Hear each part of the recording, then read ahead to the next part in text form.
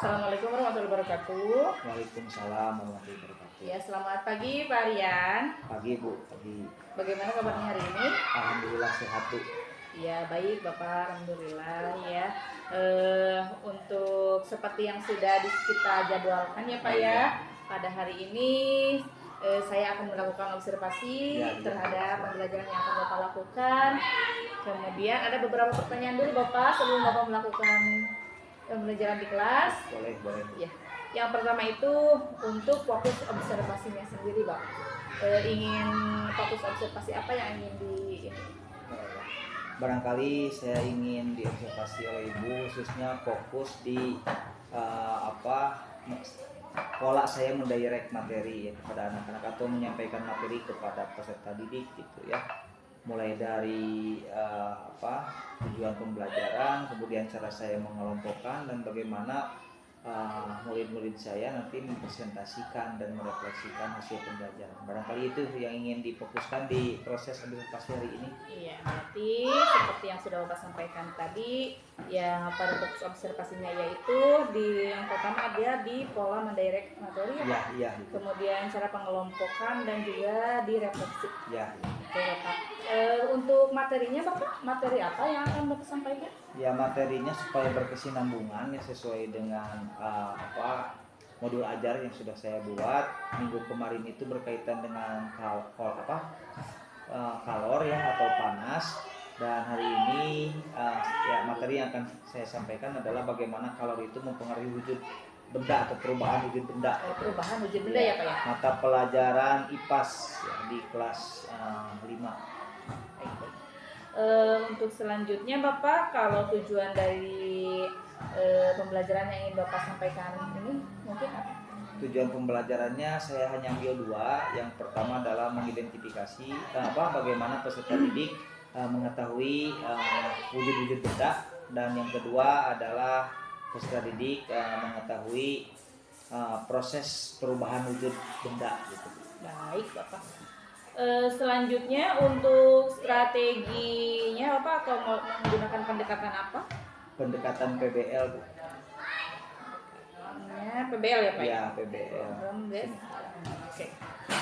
Kemudian dari materi ini kompetensi anak apa yang ingin Bapak kembangkan berdasarkan materi ini Bapak? Ya, terutama bagaimana mereka menyadari ya bahwa proses-proses yang terjadi berkaitan dengan benda-benda di sekeliling mereka di dalam kehidupan sehari-hari dapat mereka identifikasi. Oh, ini loh yang disebut dengan membeku, peristiwa ini yang disebut dengan menyublim, yang sebelumnya tidak tahu mengkristal sekarang menjadi tahu, oh ini itu ada peristiwa mengkristal. Nah, supaya mereka memahami lah perubahan wujud benda di sekitarnya dalam kehidupan sehari-hari itu barangkali. Baik. Terima kasih Bapak atas jawaban-jawabannya. Untuk selanjutnya Bapak silahkan menggunakan waktu untuk pembelajaran seluas-luasnya. Kemudian nanti juga saya mungkin akan membersamai Bapak dalam pembelajarannya. Baik, terima kasih Bapak. Ya, sama-sama. Assalamualaikum warahmatullahi wabarakatuh. Waalaikumsalam warahmatullahi wabarakatuh. Assalamualaikum warahmatullahi wabarakatuh. Baik rekan-rekan semua, kali ini sudah tiba ya saatnya Bapak kita akan melaksanakan observasi yang sudah dijadwalkan. Bagaimana Bapak untuk pelaksanaan observasi kali ini? Bapak sudah siap? Siap. Baik, ya selamat Bapak ya untuk melakukan observasinya, semoga berjalan dengan lancar. Baiklah, kita akan langsung saja untuk memulai observasi kita kali ini. Baik, assalamualaikum warahmatullahi wabarakatuh. Waalaikumsalam warahmatullahi wabarakatuh. Ya, bagaimana kabarnya hari ini? Sehat? Sehat. Alhamdulillah, jawaban yang sehat. Ya, hadir semua atau ada yang tidak hadir? Ada Ada yang tidak hadir? Siapa? Dina. Ya, Dina kenapa tidak hadir? Sakit. Mari sebelum kita awali proses pembelajaran, kita doakan terlebih dahulu ya teman kita Gina Almasinta supaya cepat sembuh sehingga dapat kembali bersama-sama dengan kita belajar lagi. Siap ya? Bismillahirrahmanirrahim. Mudah-mudahan Gina Almasinta disehatkan oleh Allah Subhanahu wa taala. Amin. Amin. Assalamualaikum warahmatullahi wabarakatuh.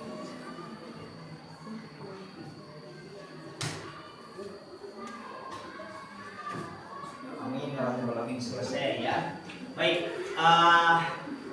hari ini kita akan belajar ya mengenai ini ya, yaitu perubahan wujud benda. Dimana setelah minggu kemarin kita belajar mengenai kalor ya. Masih ingat apa itu kalor? Kalor itu apa? Pak, panas ya, panas. Nah, hari ini kita akan lanjutkan belajarnya mengenai perubahan wujud benda akibat daripada benda itu melepaskan kalor atau menerima kalor. Tapi sebelumnya senantiasa Bapak ingatkan ya bahwa ada kesepakatan kelas ya yang perlu kita senantiasa taati ya. Kalian kan sudah membuat kesepakatan kelas. Nah, kesepakatan itu Bapak ingatkan kembali supaya senantiasa kalian mentaatinya. Baik. Untuk yang selanjutnya ya, walaupun sekarang masih pagi menuju siang, tapi kelihatannya kalian masih belum fokus nih ya. Bagaimana kalau kita ice breaking dulu? Siap? Ya. Nah, di sini kan banyak ya. 1, 2, 3, 4, 5, 6. Bapak bagi saja 3 kelompok. Nah, ini kelompok 1, 1, 2 ya. Kemudian kelompok 2, 3, 4, kelompok terakhir 5, 6. Nah, gini, tahu lagu ini enggak? Potong bebek angsa. Tahu. Yang gimana potong bebek angsa lagi? Potong bebek angsa, angsa dikuali. Udah, stop. Nah, supaya kalian masih semangat dan juga pikirannya fokus, bagaimana kalau kita main bernyanyi potong bebek angsa tapi menggunakan kata yang lain. Kelompok satu yang ini, yang berbalik ini pakai wak wak. Yang ini pakai wek wek. Yang ini pakai wok wok tapi menggunakan ada apa? Potong bebek angsa. Kita tergantung siapa kelompok mana yang Bapak tunjuk. Ya, contoh kalau tunjuk ini wek gitu ya. Kemudian sebelah sana langsung dilanjut pakai wok. Ngerti ya? Siap. Ngerti ya? Siap semua siap. Yang ini apa tadi? Wek. Ini? Oh, ini wak. Yang ini wek. Yang ini wok. Siap. Mulai dari sini dulu. 1, 2, 3. Serempak dong. 1, 2, 3.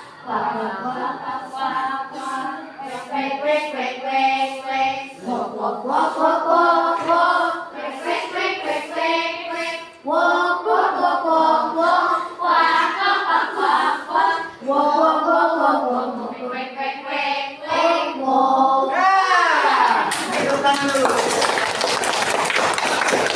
Walaupun di belakang ada yang apaan nih? Nah, gitu ya. Itu ya salah satunya. Tapi yang belakang juga perlu konsentrasi. Oleh karena itu Bapak ada permainan satu lagi ya, speakingnya berkaitan dengan tingkat kefokusan pikiran kita, yaitu dengan menyebutkan angka sesuai dengan yang soal yang Bapak berikan di mulut benar, tapi di jari salah. Contoh seperti ini. 2 tambah 3, 5. Di mulut benar kan 5 ya, tapi di jari salah ya. Ngerti kan? Siap. Awas, waspada. Siap ya. Pertanyaannya akan Bapak tunjuk. Siap. Pertanyaannya.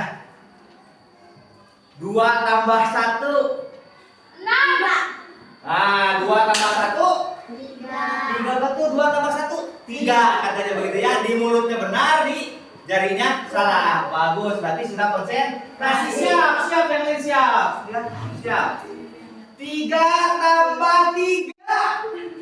6. Wah, ini salah ya. 3 tambah 3 6 katanya harusnya.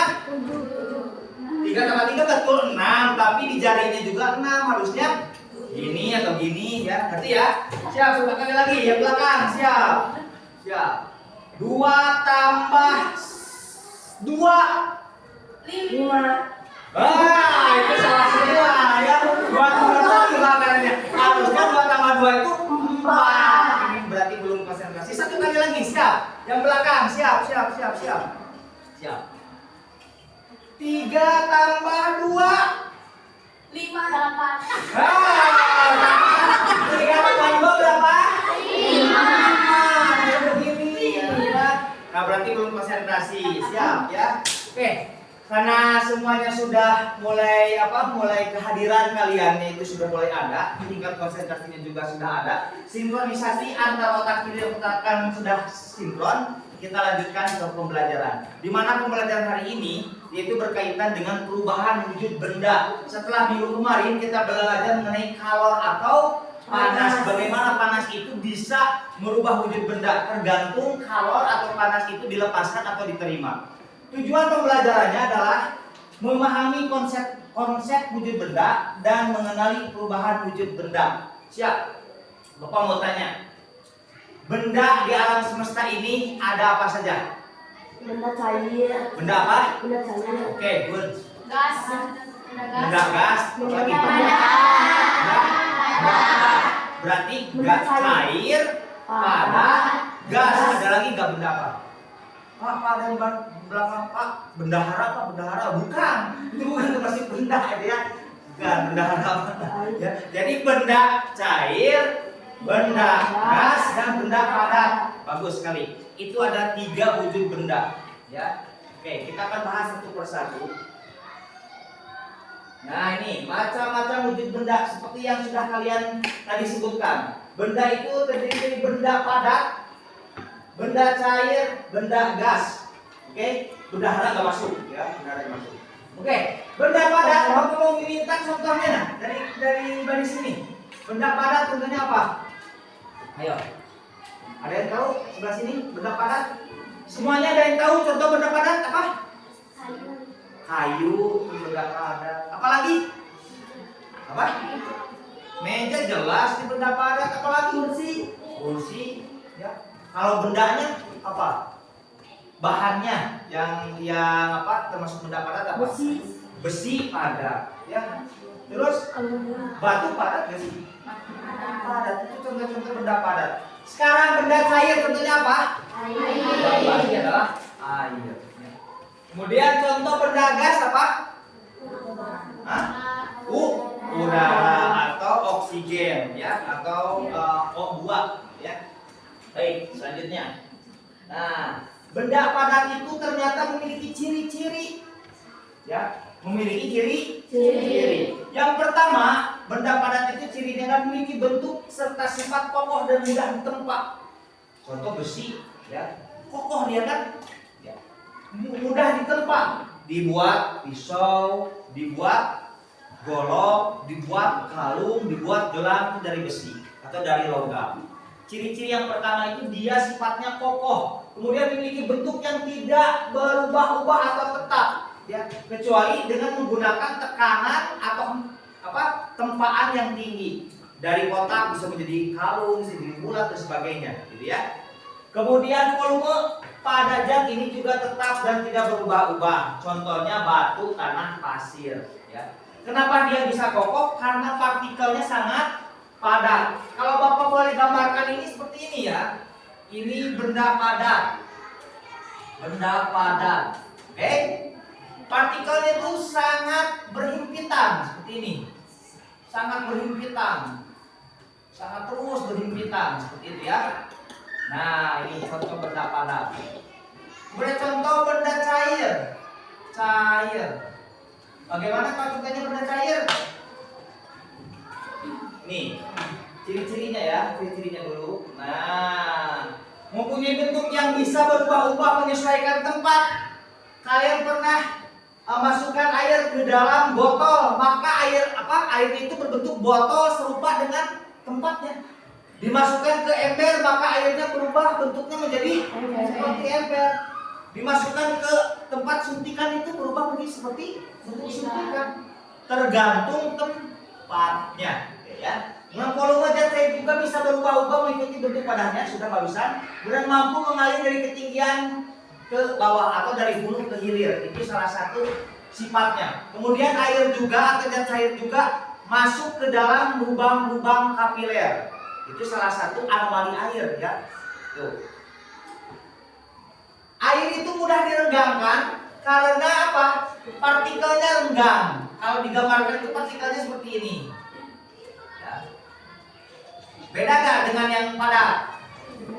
Kalau yang padat itu sangat apa? sangat padat, ya, sangat padat seperti ini kan?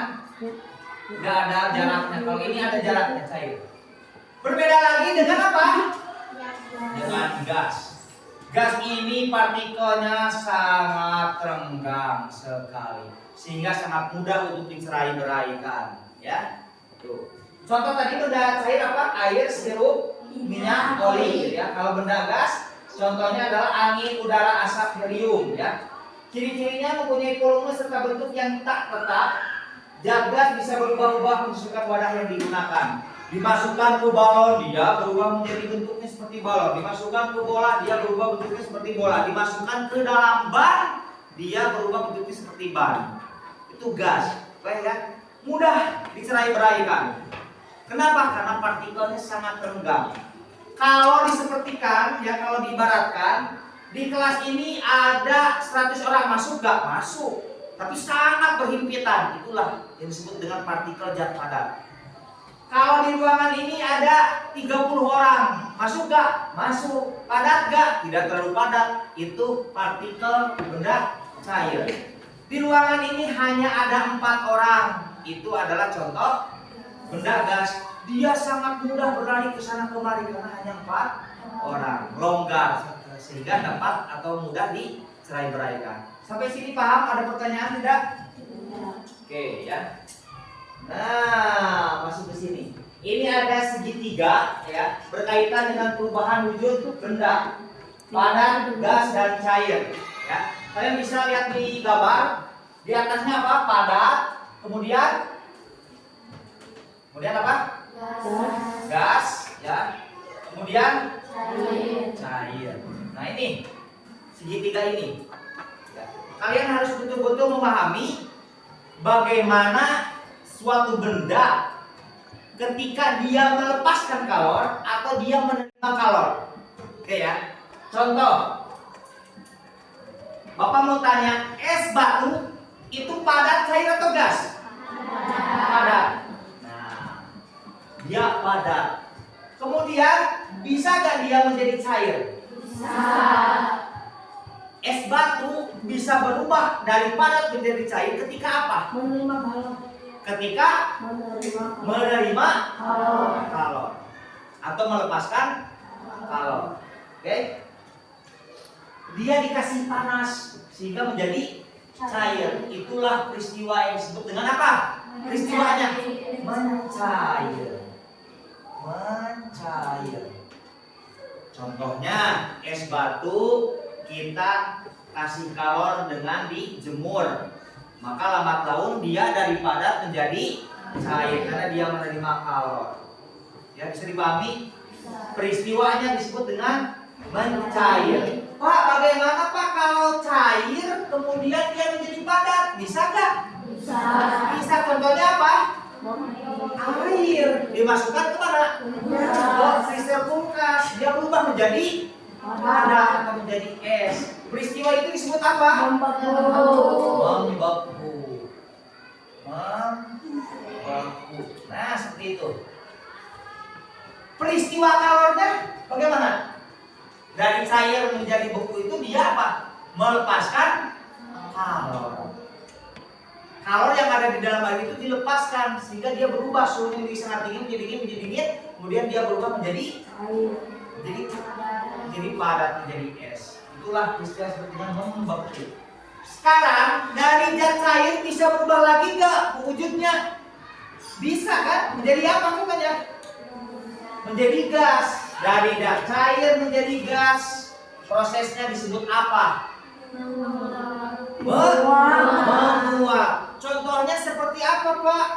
Contohnya apa? Ayo, ada yang tahu nggak? Contohnya ketika kita merebus air, lambat laun ada asap yang keluar. Lambat laun air yang ada di teflon kita, yang di tempat rebusan kita, sedikit demi sedikit hilang dan habis. Dia berubah menjadi uap. Oke ya? Itulah disebut dengan menguap. Nah, kalau sebaliknya dari gas menjadi cair disebut apa? Mengembun. Mengembun, ya, mengembun. Nah, contoh peristiwanya apa?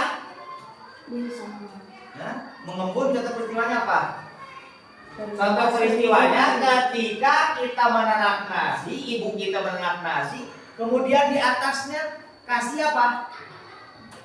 Ada tutupnya. Dibuka tutupnya pasti ada titik-titik embun. Kemudian dia berubah menjadi air. Itulah peristiwa mengembun. Tadinya kan air, kemudian dia menguap, kemudian menempel di mana? Di tutupnya, dan dia mengembun.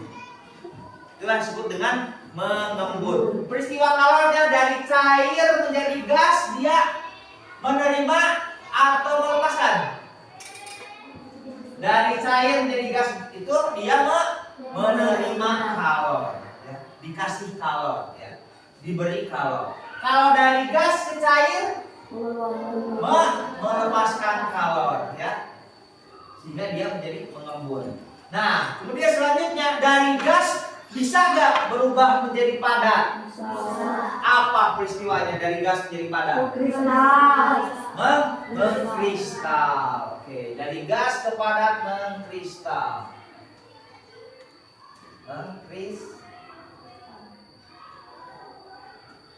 Mengkristal. Contohnya apa, Pak? Peristiwanya apa? Terjadinya salju. Itu mengkristal. Perubahan suhu yang sangat ekstrim, sangat dingin, kemudian timbullah titik-titik salju. Ya, kalau di kulkas, di freezer, ada gak yang titik-titik itunya, saljunya? Itulah yang mengkristal. Dari uap sebetulnya, dari gas dia itu, kemudian dia berubah menjadi kristal, menjadi padat. Disebut dengan mengkristal. Dia berarti menerima atau melepaskan kalor? Melepaskan kalor. Ya, dari gas kemudian dia menjadi padat. Selanjutnya kalau dari padat menjadi gas, menyublim. Oke ya, menyublim. Contohnya apa? Kapur barus. Kapur barus, tahu nggak kapur barus apa? Kalau bahasa kita itu apa? Kamper. Ya, kamper atau kapur barus. Kita ambil kapur barus yang sebesar ini, ya, disimpan kan di WC. Yang rasa jeruk itu ada tuh seperti itu kan? Ada yang apa? Bau jeruk, bau melon, ya kan? Harum apalagi apel, disimpan sebesar apa? Sebesar ini. 1 minggu kemudian dia berubah menjadi segini, ya. Kemana dia? Kemana? Berubah dari padat berubah menjadi gas atau disebut dengan menyublim. Paham sampai sana? Ada pertanyaan? Oke, kalau tidak ada pertanyaan kita lanjutkan. Nah, ya. Karena materinya sudah habis, oleh karena itu Bapak akan berikan LKPD kepada tiap-tiap kelompok, ya, kelompok WAK tadi ya, kelompok WEK sama kelompok WOK. Oke ya. Nah, LKPD-nya silakan diisi nanti. Diisi, kasih nama dan kasih nama kelompok dan juga nama-nama anggota kelompoknya. Oke ya. Nah, kemudian kalian baca nanti soalnya. Ya, soalnya akan Bapak berikan di depan. Baik. Soalnya untuk kelompok WAK itu silahkan kalian sebutkan contoh-contoh mencair sama membeku. Yang ini ya. Ini untuk kelompok WAK, ini untuk kelompok WEK, dan ini untuk kelompok WOK. Contoh mencair membeku ini, contoh mengembun menguap yang ini, contoh menyublim sama mengkristal yang itu. Siap ya? Silakan ditulis dulu itunya. Ya, silakan kalian tulis nama kelompoknya yang tadi ya. Ini berarti kelompok apa tadi? Kelompok WAK ya. Tulis nama kelompoknya WAK. Terus nama anggota kelompoknya siapa saja tulis ya. Kemudian tadi tugasnya adalah apa? Membuat contoh sebanyak mungkin dari peristiwa apa? Mencair dan membeku. Nah, silakan isinya di sebelahnya di sini ya. Oke, lanjut. Sekarang kelompok ini kelompok apa tadi? Kelompok WEK ya. Kelompok WEK, tulis nama kelompoknya WEK, kemudian tulis nama anggotanya ya seluruhnya. Kemudian tulis contoh-contoh peristiwa apa tadi? peristiwa mengembun dan menguap ya, tulis ya. Di belakangnya boleh. Ini kelompok apa tadi? Kelompok wok, tulis kelompoknya, nama anggotanya, kemudian peristiwanya ya. Peristiwa dari menyublim dan mengkristal, tulis ya. Nanti kalau sudah beres presentasi ke depan ya, tiap-tiap kelompok. Bisa ya? Oke. Silakan ditulis secara lengkap di sana ya. Nah, nama kelompoknya udah, nama anggotanya sudah. Tinggal itunya ya, contoh-contohnya ya. Nanti dipresentasikan. Baik, karena tiap-tiap kelompok sudah selesai kelihatannya ya mengerjakan soal yang tadi diberikan. Bapak minta sekarang tiap-tiap kelompok silakan ke depan perwakilannya untuk mempresentasikan hasil kerjanya. Siap ya? Bagaimana kalau kita awali dari kelompok wok dulu ya, kemudian dari kelompok wek dan selanjutnya dari kelompok wak. Oke ya?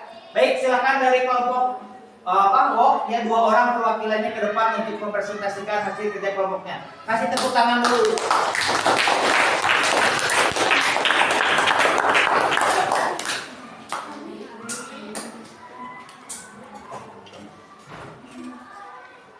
Nah, di sini. Silakan. Waalaikumsalam warahmatullahi wabarakatuh. Kami dari kelompok wok yang beranggota Kaitina, Salwa, Naswa, Rizky, Jalal, Ekis, Maulana, Israfil, Wahab, Rizal, Samad akan mempresentasikan contoh peristiwa menyublim dan contoh peristiwa mengkristal.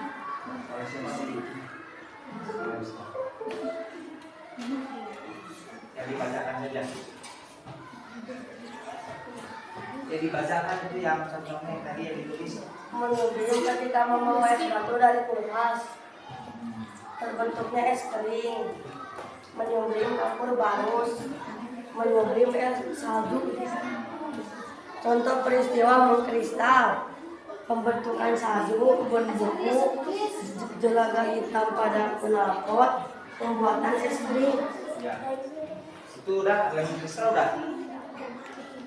Ya, udah. Kalau sudah ditutup.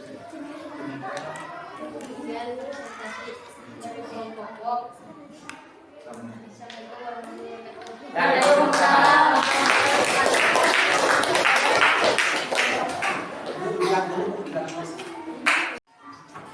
Baik, dari kelompok wok, kelompok wek, sama kelompok wak tadi sudah presentasi ya.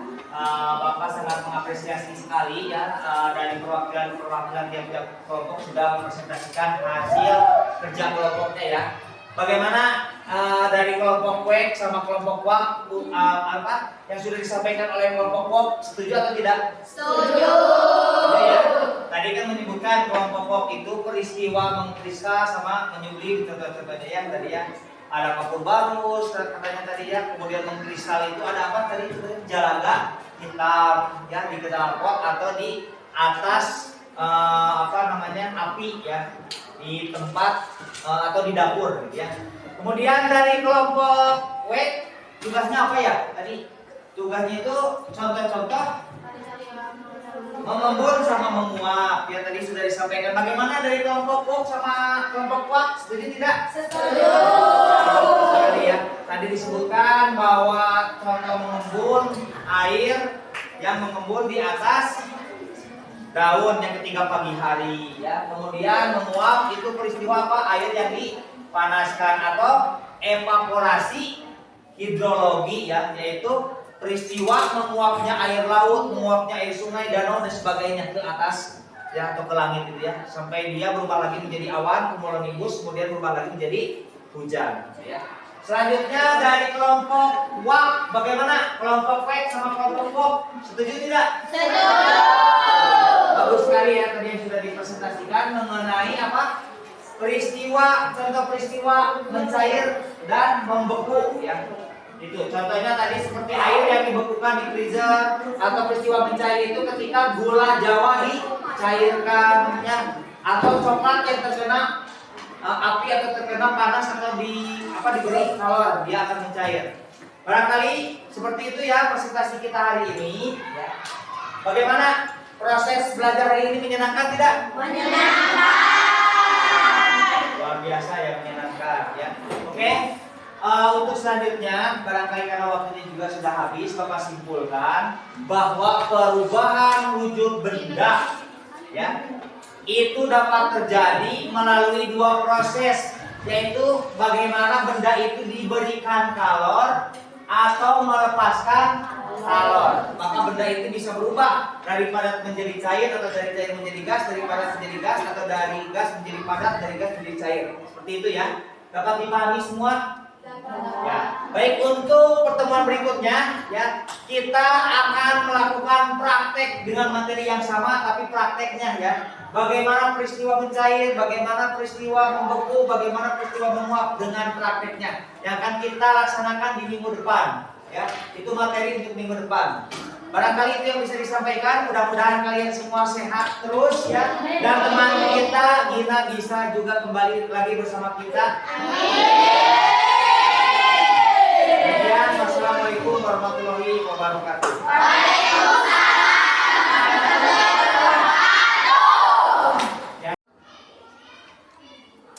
Assalamualaikum warahmatullahi wabarakatuh. Selamat pagi Pak Rian, Bu Andi. Apa kabar hari ini? Baik Bu. Alhamdulillah sehat ya. Hari ini kita akan melakukan pendampingan hidup kelima ya Bu ya, yaitu tentang pasca observasi. Yang pra dan observasinya sudah Ibu lakukan pada saat kemarin ya bersama kalian. Sekarang sesi paskanya. Jadi di sini saya mau melihat Ibu melakukan sesi coaching kepada Pak Rian terkait pasca observasi yang sudah dilakukan. Untuk memaksimalkan waktu, silakan Ibu Ali mulai. Terima kasih. Assalamualaikum Pak Rian. Waalaikumsalam Bu. Ya, bagaimana kabarnya? Alhamdulillah baik Bu. Ya. Oh ya Pak Rian, setelah minggu kemarin Bapak melakukan observasi di kelas, ada beberapa hal yang mungkin ingin saya tanyakan kepada Bapak. Boleh Bapak? Boleh. Yang pertama, saya mungkin ingin mengetahui apakah selama Bapak melakukan observasi, apakah terdapat kendala mungkin di kelas? Oh ya, barangkali saya masih ingat ya, waktu minggu kemarin Ibu melakukan observasi di kelas saya di kelas 5. Waktu itu memang ada beberapa catatan gitu ya dari Ibu, dan memang saya juga merasakannya ya. Salah satunya adalah pembagian kelompok. Barangkali di RPP atau di modul sudah saya tuliskan itu kan waktunya itu 5 menit gitu kan. Tetapi waktu di kelas atau di lapangan ya Ibu barangkali merasakan sendiri ya. Waktu itu sampai 10 bahkan lebih kalau tidak salah. Ya barangkali pengkondisian anak-anaknya waktu itu memang agak bermasalah barangkali gitu ya, sehingga memakan waktu untuk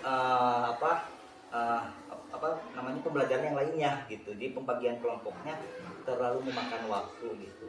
Iya, jadi kendala yang pertama yang Bapak temukan mungkin pada saat pengkondisian kelas, mungkin seperti waktu Bapak melakukan pembagian kelompok yang mungkin seharusnya dilakukannya itu beberapa menit menjadi lebih 5 menit menjadi lebih lama gitu, seperti itu Pak. Apakah ada kendala lain selain itu Bapak?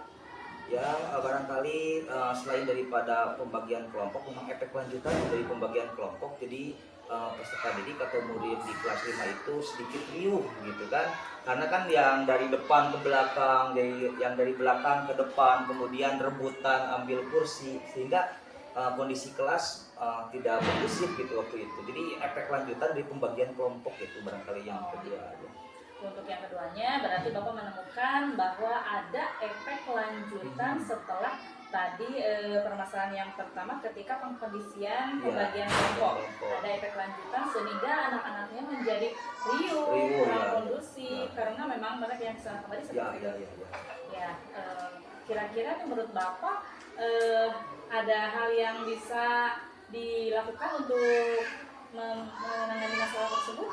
Ya sebetulnya saya sudah terpikir itu Bu, barangkali ya.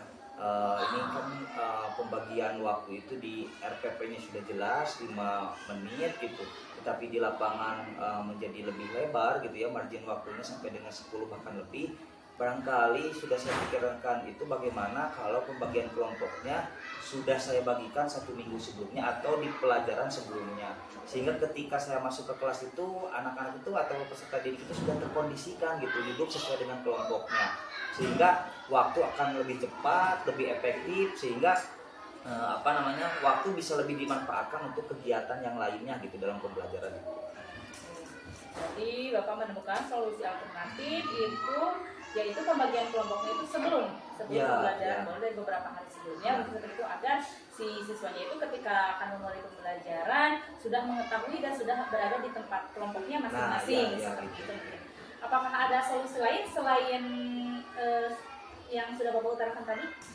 Ya ini kan di kelas 5 ya, wabil khusus itu waktu kemarin itu baru pertama kali saya pembagian kelompoknya seperti itu. Karena di minggu-minggu sebelumnya itu berdasarkan regu kerja, yang hari Senin udah duduknya dengan yang hari Senin gitu kan ya, sampai hari Sabtu dibagi 6 kelompok waktu itu, berdasarkan kan jumlah siswanya memang pas seperti itu. Tapi waktu kemarin itu kan dengan cara berhitung ya, dari 1 sampai 6, kemudian yang dapat nomor 1 dengan yang satu lagi gitu ya, nomor 2 dengan yang nomor 2 lagi, sehingga mereka belum terbiasa barangkali seperti itu. Nah alternatif yang lain barangkali ya dibiasakan saja kalau mau pembagian secara berhitung ya boleh, tapi kan yang lebih bagus itu harus berdasarkan gaya belajar mereka begitu kan. Jadi hasil daripada identifikasi asesmen diagnostik di awal gitu, dan itu datanya sudah lengkap di saya Bu, tapi belum diaplikasikan. Nah barangkali minggu depan lah saya akan mencoba atau berdiskusi dulu lah dengan guru-guru yang lain gitu berkaitan dengan hal tersebut ya gitu. Baik Bapak. Jadi Bapak menemukan tadi solusinya yang kedua, selain yang pertama duduknya disesuaikan di pembelajaran sebelumnya, juga Bapak akan mengelompokkan siswa di kelas Bapak tersebut menggunakan dengan gaya belajarnya, mungkin seperti itu. Sesuai data hasil asesmen di awal. diagnostik Ya, ya. betul sekali Bapak. Bagus sekali Bapak solusinya. Kemudian untuk penerapan jangka pendek dan jangka panjangnya mungkin kalau bisa Bapak akan dilaksanakan kapan itu Bapak? Oh tentu ya, itu secepatnya ya, kalau bisa di pelajaran berikutnya yaitu besok lah kalau ada waktunya, karena waktu besok itu kan bagiannya mata pelajaran PAI ya, barangkali lusa bisa diterapkan, tapi supaya saya lebih yakin dan tata atau caranya bisa lebih bagus gitu, saya inginnya ya berdiskusi dulu lah dengan guru-guru yang lain, karena saya meyakini bahwa kejadian-kejadian seperti ini itu tidak hanya saya saja gitu, tapi guru yang lain juga kemungkinan menemukan persoalan yang sama dan yakin bahwa mereka itu sudah punya alternatif jawabannya, dan saya bisa tiru barangkali dari apa yang sudah mereka laksanakan gitu. Jadi rencana untuk jangka pendek itu Bapak akan melaksanakan secepatnya ya, mungkin di pembelajaran selanjutnya. Kemudian Bapak juga mempunyai rencana jangka panjang untuk melakukan koordinasi dan berkolaborasi dengan rekan sejawat. Jadi di situ Bapak ada beberapa rekan yang akan Bapak libatkan ya. Oh iya tentu. Nah, cara untuk Bapak menyampaikan atau cara Bapak untuk mengajak berkolaborasi itu mungkin Bapak yang saya kalau boleh tahu mau dengan cara seperti apa? Apakah disampaikan secara individu atau dengan kombel atau apa gitu penyampaiannya?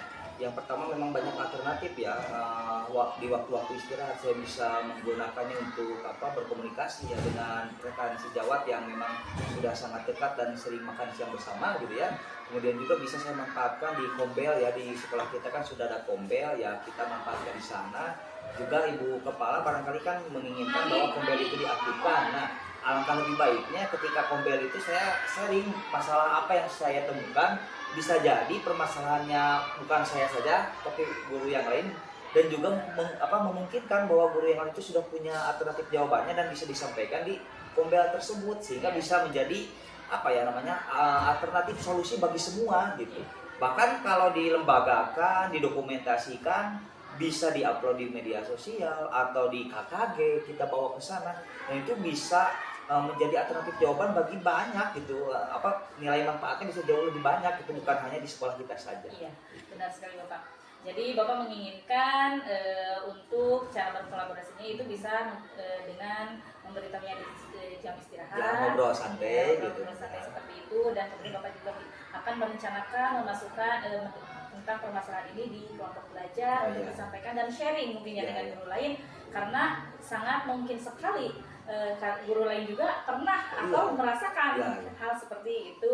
Kemudian Bapak akan membawa juga permasalahan ini ke ketika melakukan KKG Nah, sehingga memberikan manfaat yang lebih luas lagi ya Nah, Bapak. ya seperti itu. Oke,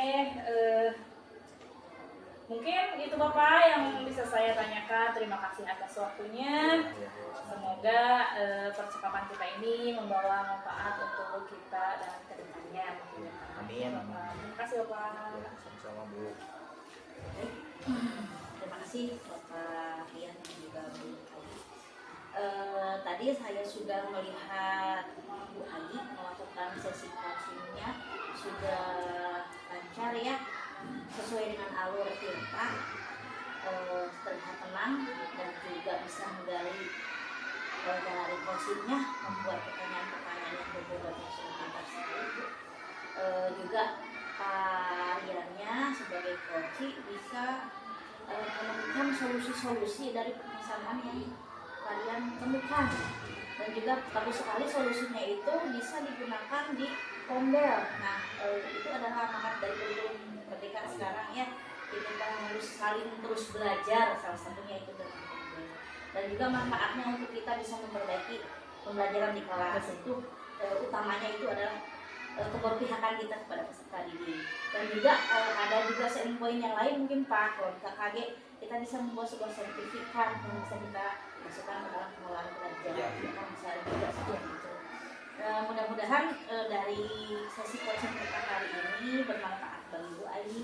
Kalian juga di lingkungan sekolah minimalnya sekolah SDN Jaya, umumnya mungkin di satu kecamatan dulu ya. Terima kasih untuk hari ini. Assalamualaikum warahmatullahi wabarakatuh. Waalaikumsalam.